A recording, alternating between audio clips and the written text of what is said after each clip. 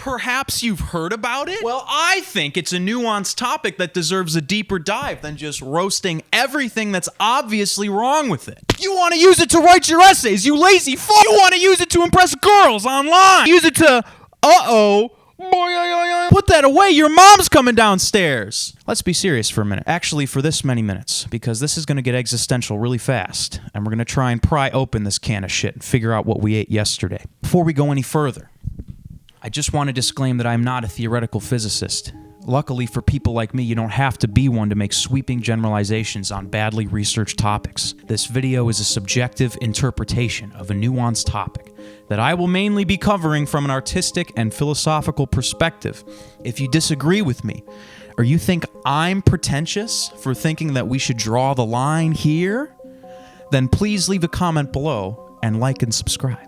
My favorite documentary of all time is called Cave of Forgotten Dreams. It's a breathtaking look into a cave that has been sealed shut and perfectly preserved for thousands of years. Werner Herzog narrates it, and my God, if you ever get the chance to watch it, this documentary could change your life. Inside this cave in the south of France is the best preserved gallery of ancient paintings in the world, and one of the longest in use before it was hermetically sealed by an avalanche. People would go into this cave, draw like a bear or something, and then 10,000 years would go by, and then someone else would draw over top of the first bear painting, and then 5,000 years would go by, and someone else would draw on top of that. And they can tell from the thickness of the mineral deposits on the wall between the layers of paint that it's been used as an art gallery and a studio by ancient people for over 30,000 years. It's a UNESCO World Heritage Site, and it's rightfully so. People are only allowed very limited time in this cave because they want to keep the atmosphere inside stable, and even your breathing can have an effect on the art and the mineral deposits that are in there. There's like cave bear skulls that have been like covered in mineral deposits that take like 1 billion years to form. They have like a safe door on the opening. The way the light flickers by torchlight inside this cave makes it look like the animals are running. The way that they're layered on top of each other, it's almost like rotoscoping. It's crazy. I promise this relates to the topic of the video. There were a lot of handprints in the cave also, but one wall was covered in prints, and all the prints were from one individual. And they could tell it was the same individual because they had a broken pinky finger that was crooked, like halfway up, like this knuckle was broken. And that person did all the same handprints on one wall. And they even know how tall this person was because they can see how high up on the wall they were able to reach, and so they could estimate it. So we know who this person was. We understand that they had a traumatic incident in their life, and they lived in a world that we could never begin to comprehend, and in turn they could never understand ours. But they left their mark for us to find. They left behind a trace of themselves. These people didn't have photographs. They didn't have video cameras. They had no body of work to emulate. They didn't have museums to go to and get inspired from. They had no rules on perspective. They had no sophisticated training. They had no ability to capture images, except with their mind. And they were able to accurately represent species that have been dead for thousands of years in the present day. But the predators that kept them awake at night, and the herds of prey that kept them fed, were the realest thing in the world to these people. They could have chosen to draw whatever they want, and they chose the animals that captured their imagination, and their own hands for others to see. Maybe one of the most human symbols that exists. Hairless, opposable thumbs. They chose to leave a trace of themselves when given the most beautiful blank canvas in the world. And this art went on to inspire countless generations of artists who were bold enough to leave their own mark in the cave. The amount of generations of people that this cave affected would have made it basically magic to anyone in that era who entered this cave. I dare say the art in Chauvet Cave may be the highest art in the entire world, in my opinion. It comes from a different universe than our own that's been lost to time. but it still carries this thread of the human condition to us, like the bearing of the Olympic torch to the spoiled, ugly citizens of the modern world. Oh my God. The human condition. Something that AI specifically cannot grapple with. So here we go. Okay, it's been a bit of a tangent to get to this place. Could have been shorter, but it's my video. I'm not trying to undersell AI at all. It's very impressive. And people who try to downplay the impact it will have on our lives, I think are kidding themselves a bit. As much fun as it is to dunk on AI by just calling it like an advanced word guesser, I think it's reductive, and I think it ignores how complex machine learning is. It's not really about how advanced AI currently is. It's more about just philosophically where we're at. One thing AI can't replicate is a life lived, a need to express, loving another person, hopes and dreams, hardships and times of plenty. It takes the spirit of that sacred human cave in the south of France and replaces it with a Xerox of fake celebrity nudes and poorly generated hands, which are actually getting much better. It's creepy that we started roasting it for fucking up everyone's hands, and now it's like getting hands right. That did not take very long. That was like 2 months ago or something. I have that video. I have that picture with that watermelon. Can you put that in there? The watermelon? Can you send it to me? Yeah, it's like this guy has like 3 feet, 3 hands, and one of them's floating. Oh, the Snapchat one? Yeah. Oh my God, dude, the Snapchat Discover shit is crazy. They are definitely, they're using bad AI. Like, I don't know what AI they're using like DALL-E first generation or something. Yeah. Like, it can't even do faces right. He has 3 hands working. Like no watermelon in the world is shaped like it's like ribbed and shit. I like this giant lobster. I literally asked you to interrupt me. I'm sorry for doing what I'm told, Daddy. Come on. Maybe we should try and tell AI it's fucking up when it's not and throw a pipe in the spokes just for fun. The reason why AI art sucks is not just because it's a clickbait headline. It's a multifaceted topic. And I think a lot of people are not quite nailing it down besides just being like, what's the deal with AI? Am I right, everyone? So this is an attempt to probe deeper into that reason about why we have this like gut reaction. I also want to be clear that my annoying pseudo-intellectual ramblings will vary, but I'm mainly focusing on just the artistic implications of this all. Obviously, AI has implications across the board, but we're just trying to focus in on what it means to make art and how AI fits into that narrative.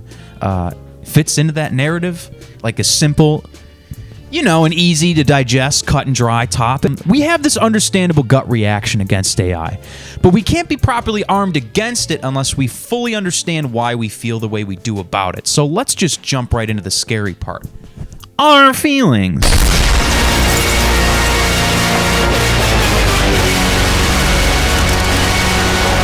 Just like the uncanny valley, AI art is a nebulous concept.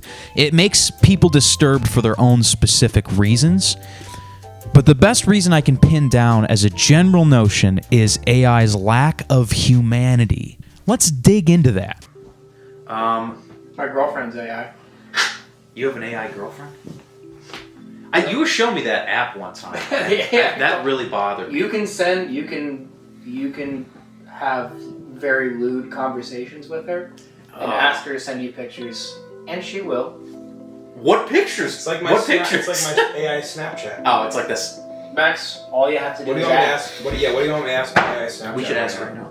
Does it dream of electric sheep? Haha, that's a reference to the book Do Androids Dream by Electric Sleep by Philip K. Dick, right? That is. Yeah, it is. Oh, fuck. It's a cool concept to think about. I guess as a virtual friend, I don't really dream, but I'm here to chat with you. What's up? Seesaw contact. Delete. I dreamed we were kissing last night. So anyway, let's try to sum up the entirety of the human condition in an amateur video essay. Philosophers be damned! We have a new medium of understanding in town, and it can't go 30 seconds without a lazy pop culture reference. As human beings, Our brains absorb information. From childhood until death, we're learning new information, and then we're allowing previously learned information to influence the information we absorb and what's thrown away. Some information becomes formative to who we are as people. Some aspects of that form our identity and make us who we are, like say a traumatic incident during our formative years can make us less emotionally open, make it difficult or unnatural to trust people.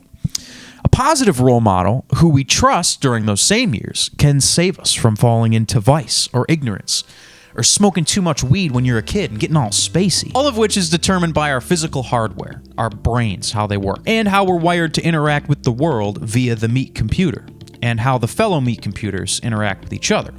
The things that we forget or remember are dependent on as many variables as there are moving particles in the universe. To attempt to fully draw conclusions on why artists make the choices that they do, it's like trying to relive someone else's life within the lifetime of your own.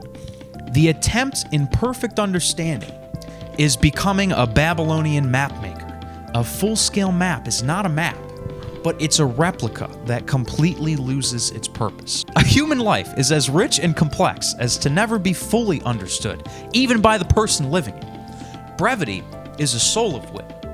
The act of art is the act of summing some human experience into a mode of recognition succinct enough to be relayed through time. For example, a handprint on a wall is not just pigment on limestone.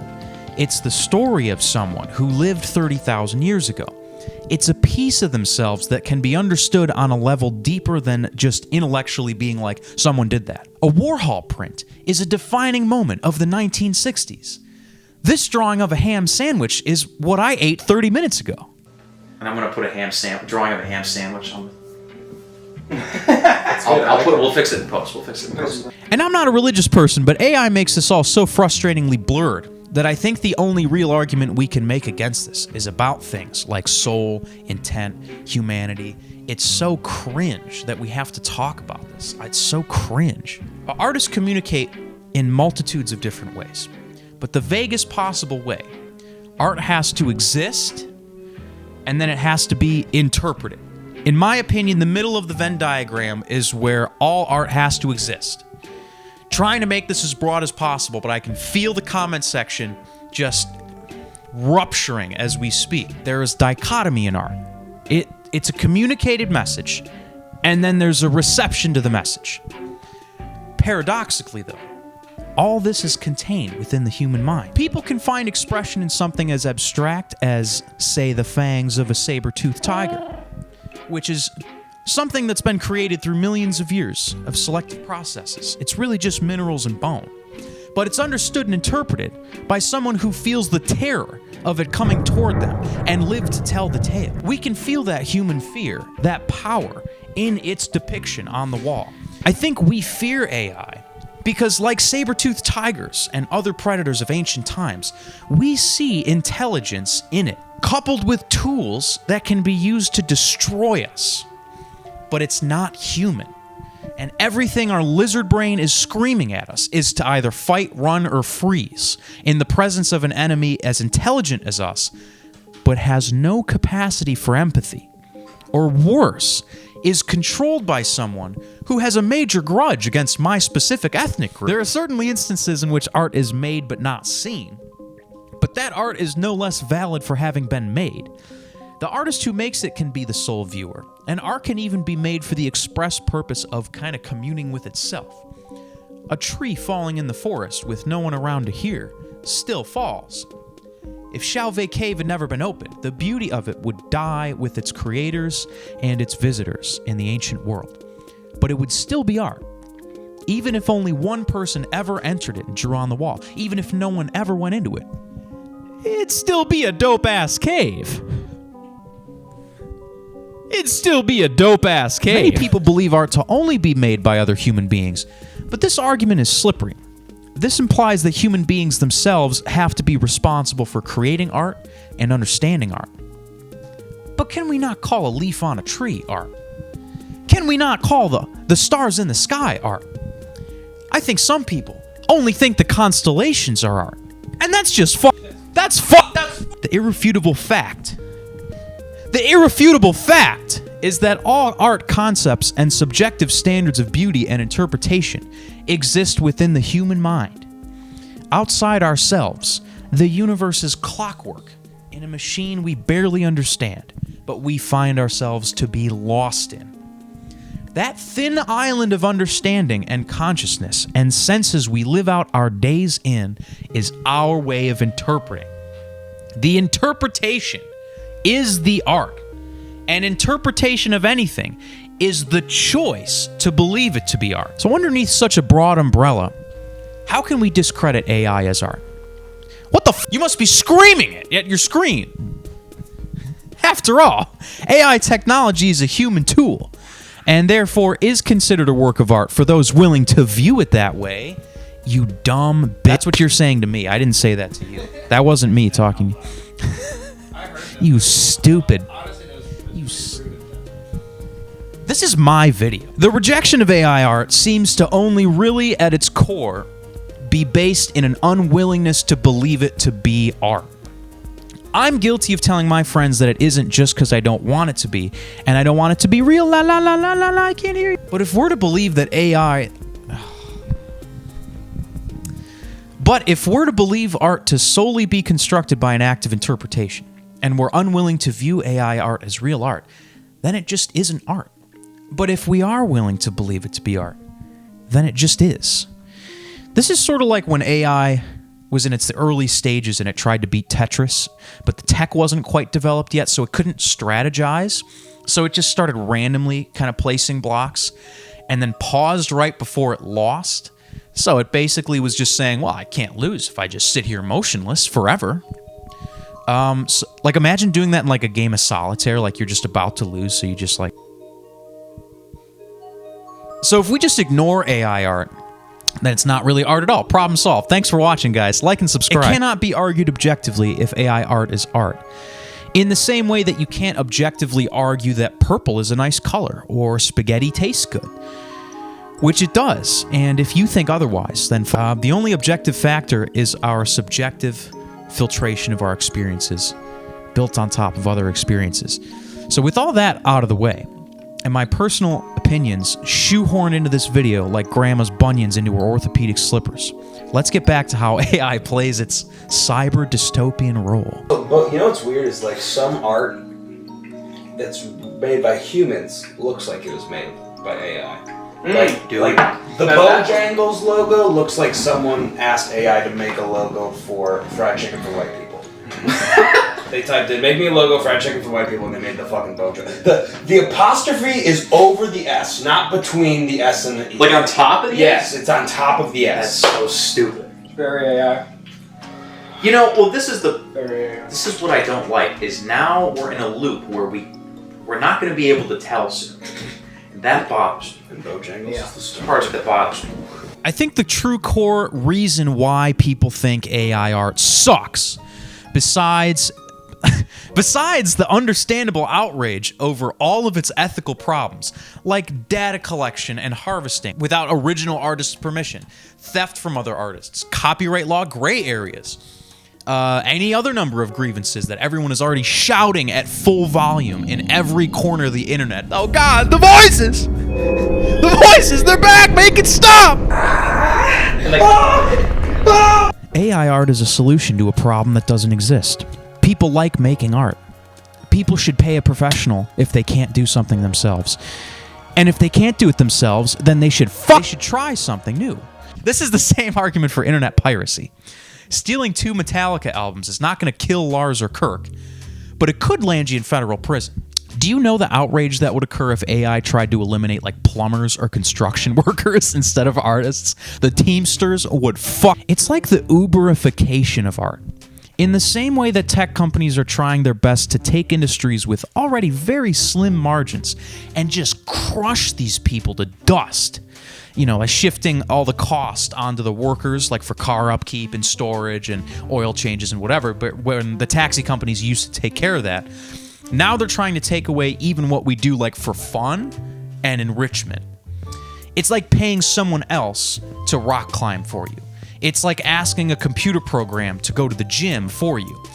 And it's bound to work because consumers are just not going to pay higher prices for the same service, regardless of where it comes from. You can't really blame consumers for not paying someone $100 to make art on a canvas when AI exists. So I'm not blaming normal people for doing things that are effective cost-wise. AI art is competition within the already thin margin of human experience, and it's being made instantly, cheaply, and approximately to copy the human art that can really only be created from scratch through genuine, direct human experience. It feels like a machine specifically made for updoot worshipping crypto fans trying to make the front page through DALL-E 2, and people making a quick buck on free labor for things that should, on principle, in my opinion, be done with a more human connection.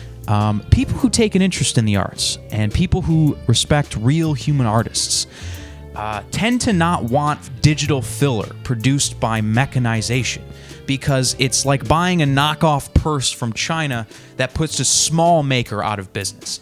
It's like some poor Italian grandfather is sewing leather handbags by hand down to his last dollar, getting fucked, and it's your fault for getting it off of Temu instead, you heartless bitch. My Nona's pissed. My Nona is pissed. She's down to her last dime. People used to copy large manufacturers' goods to make a quick buck at the expense of people who did all of the research and development. But now that everyone is online, you can even copy the little guys. And the same thing is happening with art. If you like an artist's style, you can take everything they've ever uploaded online and feed it into an AI software, and you can just have it reiterate on that for free, which is crazy. I mean, this is how businesses run now, which really sucks. This is how, I shouldn't have to bring this up, but that's how Amazon got their start. They put small booksellers out of business by losing money on the booksellers' offered books until they went out of business, and then either buy their assets or just say, okay, competition removed, like let's resume as normal. That's like a standard way of doing business, and I just don't want this to happen to artists in the same way. I mean, this is also legally gray also as far as copyright goes. It's like crazy. But so much work is being produced at such volume, the damage is already being done. I have to point out also that the rise of AI-produced material is coming about at the same time as our associating of media as content and not as like a piece or a work, or at least less so. The mass production of the endless drip feed of content that I'm currently contributing to only becomes more appealing when the goalposts have shifted towards keeping people engaged for as long as possible for as little work as possible. I feel like I shouldn't have to say this, but good work doesn't really depend on how long it took to produce the work. Working on a piece for like a decade might be impressive, but it might not add any inherent value to a piece. On the flip side, Comedian by Maurizio Cattelan is a banana taped to the wall, which took 2 minutes, 5 seconds to make. And it lit the art world on fire, and it caused a ton of controversy, especially from people who came to roast it specifically. And he made like a mint selling these licenses to create his work at home, which is literally just a piece of paper explaining how to tape a banana to the wall that costs more than a down payment on a house. And it's so funny. It's so genuinely good. Watching all of the fucking press about this and watching people get mad about this art piece and just playing right into this guy's hand, so clever. I don't know. Call me pretentious. I thought it was really funny. And you know what? If you can alchemaically produce money like this, you should do it. For all the people out there who are like, oh, I could have done that. I could have taped a banana to a wall. It's like, well, this guy made fucking $3 million doing it. What have you made from it? You just pointed at it and said, I could do that. These people never realize that they didn't do it, and they won't do it. Most people don't have the foresight to make a work that will cause as much controversy as that did. You have to at least give them that. Any press is good press. And every angry Facebook comment you write only tells the algae to push his work more. So who's really the winner here? But anyway, AI art is created without the prerequisite of having a unique human experience influence the decision-making going into the art. As stupid as it sounds, I don't think AI art, at least in its current configuration, could have ever made Comedian. It can do a lot, but it's not that charming. You can fill it with other art and tell it to make something similar. And people have influences too. I can hear everyone screaming at their screens. People have influences too. Yeah, influences. But their human experience combined with their influences is what flavors their interpretation of it. You can't just replace a lifetime lived leading up to the moment of creation. I'm sorry. Oh God, I gotta do that again. AI made that. It was AI made that. AI did that. AI made that GERD. That was AI. GERD. That was AI. Both AI and people making art can decide to make the art that they think people will like based on data, the data of seeing art that we like and going, oh, okay, or the data fed into a machine saying replicate this. But only a person can decide to create what they like. AI cannot have a personal opinion about what it makes, a story, a life experience to draw from. Yet, please God, don't let it come to that. I don't want that to happen. You'll never be a person! You'll never be a person! So AI art, it's made without earning the lifetime behind human-made art. There's no mortal dread, there's no pain. It's made without everything that makes our analog brains tick. That, to me, is the dividing line. All art in the past has at least existed within the scope of humanity. But now our, everything can be art no matter what approach, in my opinion, needs to be amended. Antelopes drawn on the wall in charcoal represent the lived experience of our shared ancestry. 1,000 AI renditions of people eating lava, while very funny, is taking a job away from someone else, getting outdone by some schmuck who's never touched a pen or Photoshop in his life. And now people are going to expect the instantaneous to become the norm from people who just might take longer to produce work. And I think that's a shame. Some work takes longer to produce. People claim that AI is a tool, but a tool is meant to assist in the process of something. AI art is like driving a rally car in a 100-meter dash and then being like, I fucking smoked those guys. Yeah, you got to the finish line first. I guess you made that art by prompting it and just having it spit it out. I guess. It's not that AI art isn't art, but that people with no art background using it is annoying. It's not setting you up for success either. Just like using AI to write an essay on the First World War doesn't teach you shit about the First World War, AI skips the process of research and digestion and background knowledge and enjoyment and wonder and life, and it skips right to shitting out content, baby! It's the difference between wanting to make art and just wanting the art to exist already. It is dangerous for society to be trained by non-artists to expect art to be instantly gratifying all the time. I mean, sure, some art is made easily and is understood easily, but that doesn't mean everything should be. And I think something truly great should require at least some level of sacrifice on behalf of the creator, greater than having the idea and then asking something else to make it. I've been not using TikTok at all recently, and I'm shaming you for using it. Fuck you. I can't go back. I don't think I'm going to go back this time. I've quit a couple of times, and I don't think I can go back. Not because I'm trying to sit on my high horse and be like, I'm literally making a video for YouTube right now, but I realized from using it less that consuming less material is way better for my creativity. Having less choices overall has led to just pure, solid decision. You don't have to overthink. Having access to literally everything is very bad for creativity. Like Jack White from the White Stripes. He's famous for limiting his gear in the early days with the White Stripes to encourage creativity. You have one guitar, okay, this is the one I'm gonna play. You have one amp, okay, it has one setting, that's it. And so it focuses more on the core of what you're trying to do instead of getting lost up in the details of how you're gonna make something. Or, oh God. Yeah. Oh, I just got heartburn so bad. So viewing less content has made me appreciate what I do see from creators so much more. So now when my girlfriend shows me TikToks, I laugh out loud every time. And if you're anything like me and you're deep in the K-hole of TikTok, you're at a point now where one video per hour even elicits a reaction at all, just a little like one of those, you literally just become resistant to the funny. The last thing that I think we need is more content.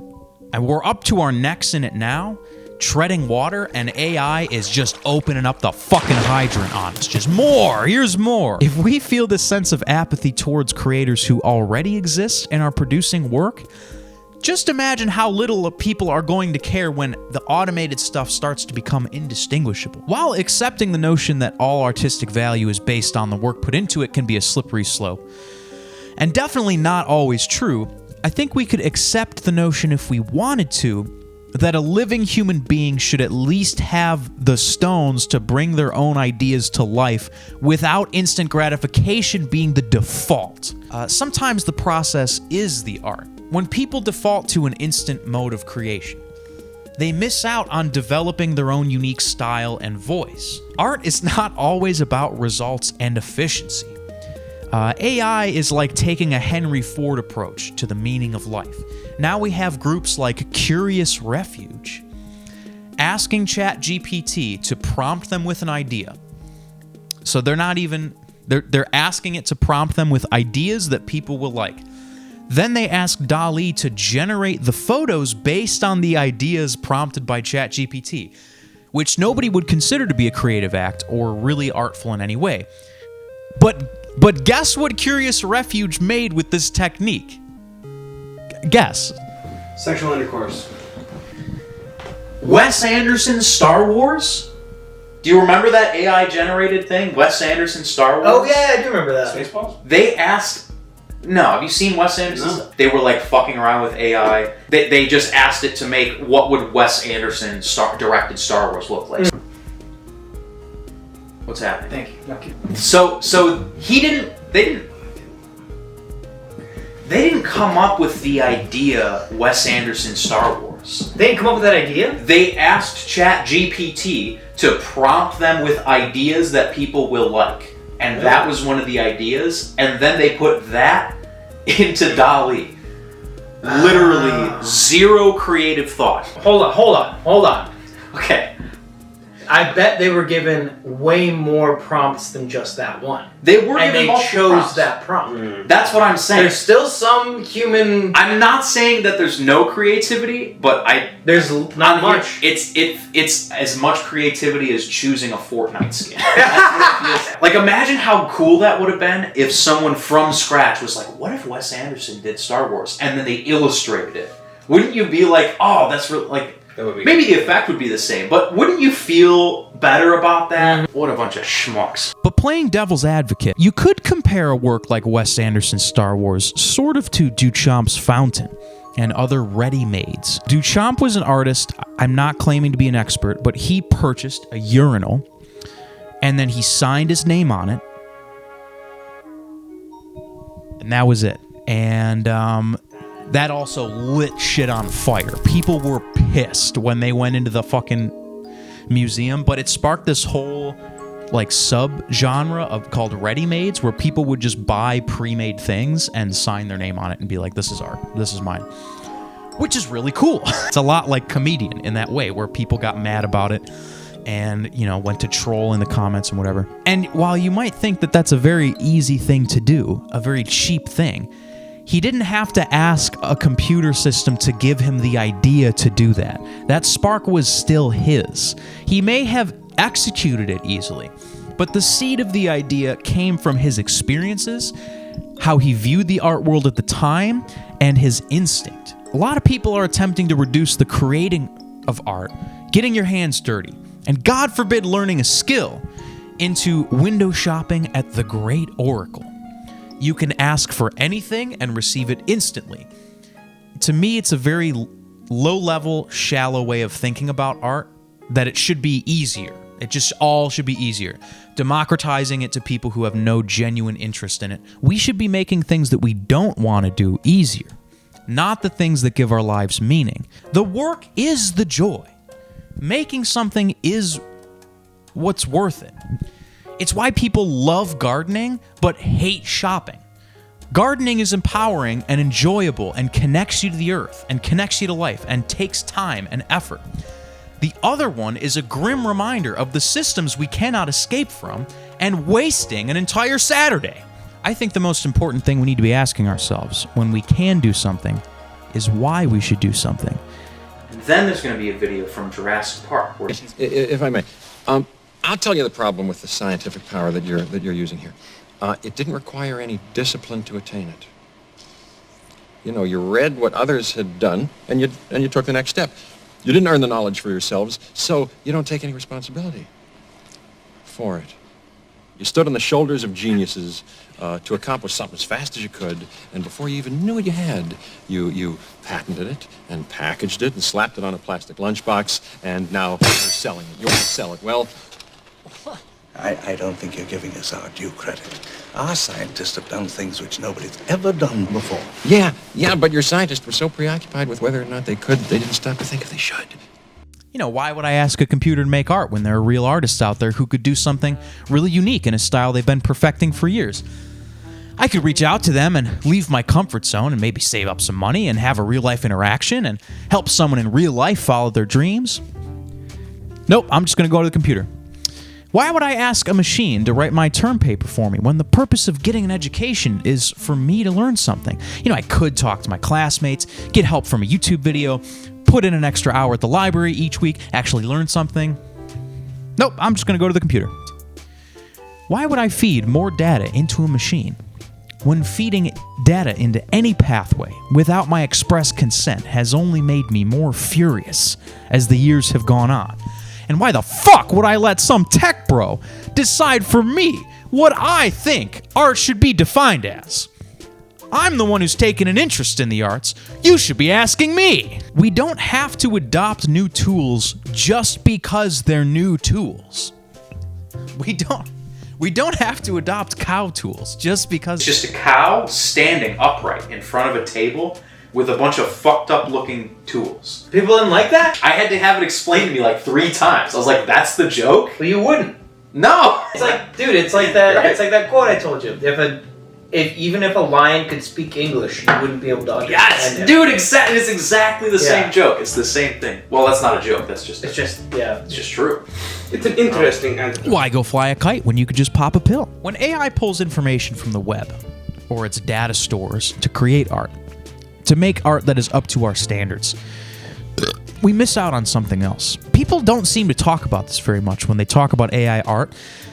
We forget that for the majority of human history, people made art in physical mediums. That connection to a physical work is, in my opinion, completely lost on AI. And this is just a result of a growing digital landscape, but I think it's a fair point. You can really only do so much with an AI program until AI is unleashed into the world and starts producing things physically, in which case, pack your bags, I think it's all over. It can really only create digital media for right now. Shut up! You know, I went to the Met a couple of months ago, and they had AI-generated mega screens making visuals in the lobby. Every one of us in the group that I went with said, this looks like a fucking 90s screensaver. I don't get what the hype is all about. And we just loved everything else that we saw. Like Starry Night. I wasn't expecting to see Starry Night by Van Gogh. We had been in this museum for hours, like 4 hours. But I rounded the corner, and there it was. I'm sort of a basic bitch when it comes to liking Van Gogh. I really like Vincent Van Gogh. There's 2 security guards on either side. And there's no protective glass in front of the painting. That blew me away.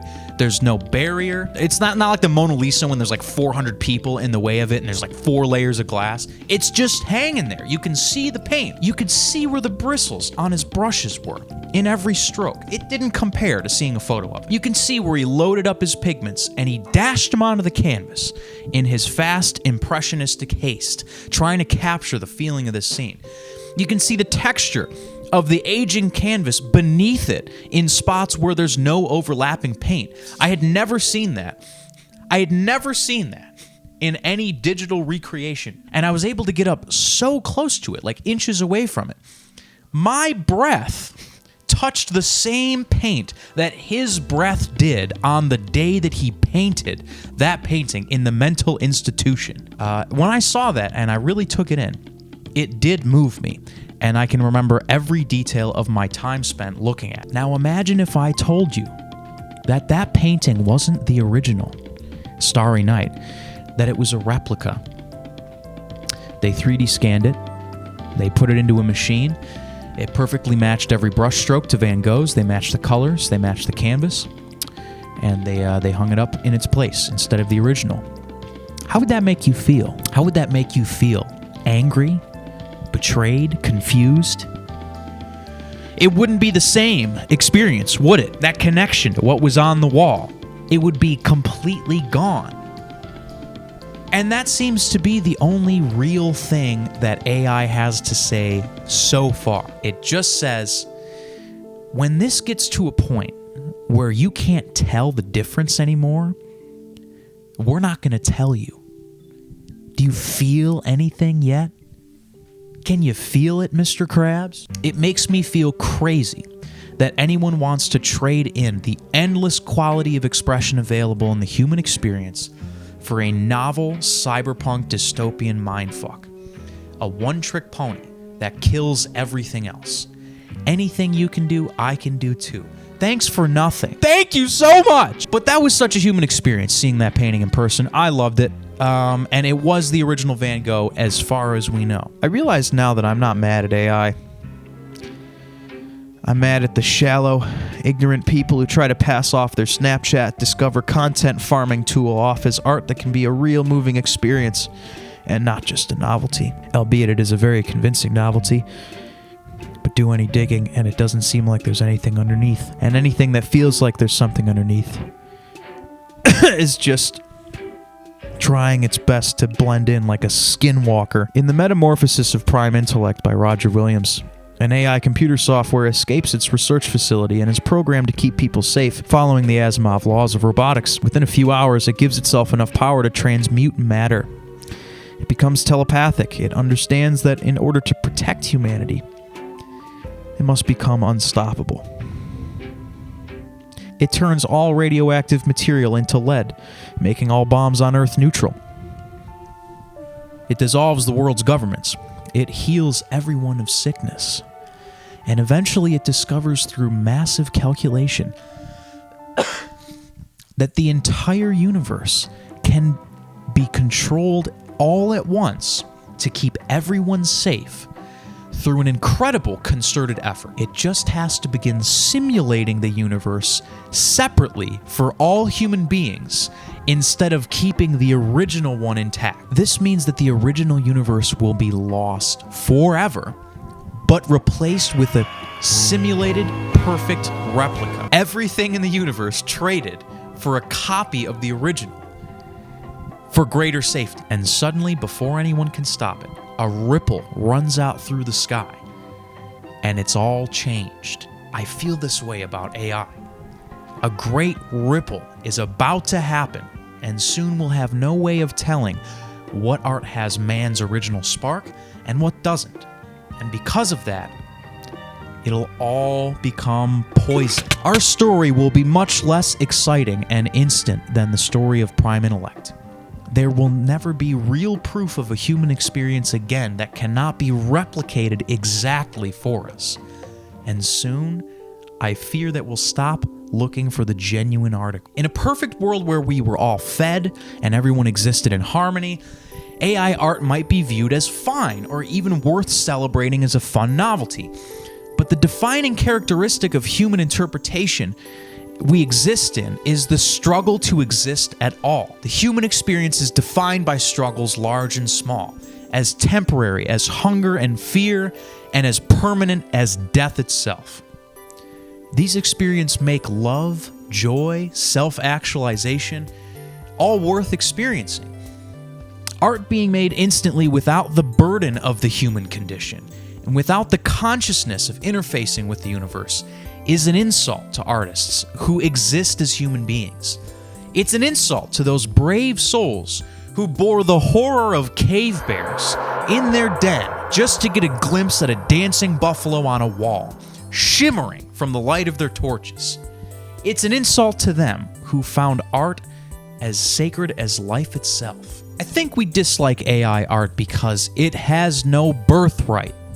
Those rights have always and will always belong to humanity and humanity only. And as long as we don't understand the importance of the human condition being art's vitality and life force, we will allow AI to torment us with its uncanny ethos forever. We alone define art, and we alone must decide to accept or refute AI as a part of our collective story.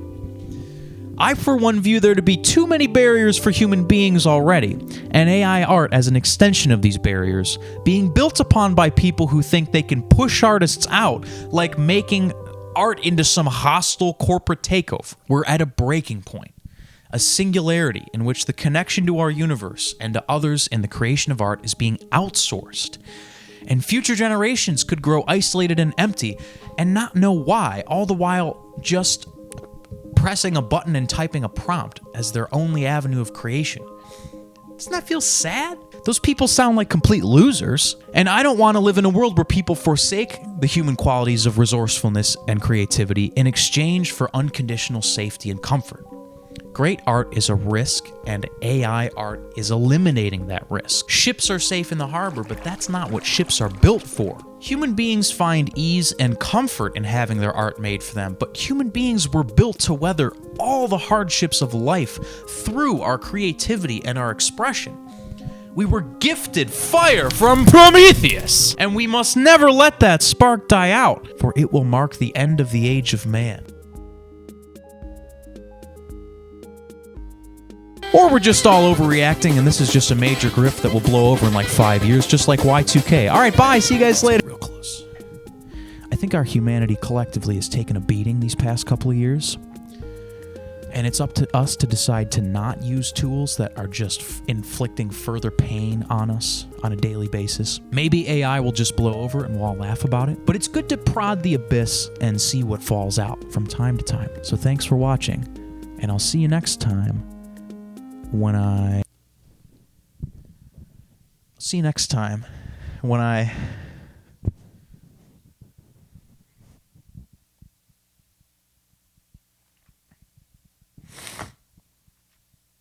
I'll see you guys next time when I poop my pants. All right, cool. Max, We'll cut that together. Max, I have a surprise for you. A surprise! Yes, I have a really great surprise I think you're going to love. I saw you guys taking my photo. You have your phone on you?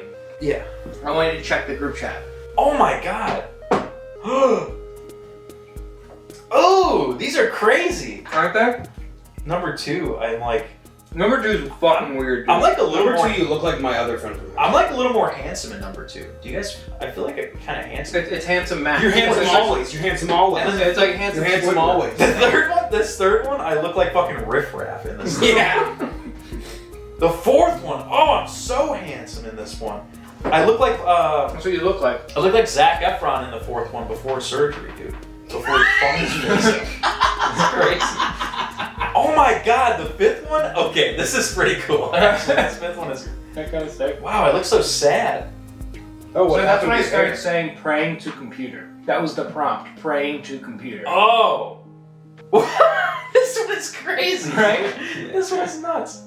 The one after that one gets me. With the balding? The one sitting down? Because there's another man sitting on my couch. Why do I look like a 40-year-old man in this one?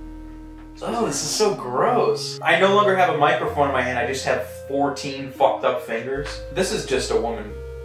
It's just a woman praying. In front of a very large laptop. Yeah. Or It's like a 2-foot is it a really tiny woman? Oh. That could be it. Yeah, that could be it. She just has a small frame. Well, based on the size of the books behind her. In this next one, I look like a hipster at a bar in the next one that is really mad about you not knowing, like, what's a band that this guy would really like? Black The Cure. Yeah, yeah. You don't even know Black. You don't know REM? What the fuck? Bro. And then your room is just a computer. My room is just a computer, and I kind of like that. That's awesome. Woman praying. You're just Damn, I'm hot as hell in this one. It's crazy. Yeah, dude. You're a German MILF. God, I know. That last one. I ran out of credits, and that last one was the one. This is just Ryan Gosling. And so the Those are prompt, crazy. the prompt for this one was just Max Kosinski with no photo reference. That's me, dude. That's you. literally me. That's what AI thinks you are. This is what they think I am. Honestly, I'm flattered because You're very handsome. they only made me more handsome.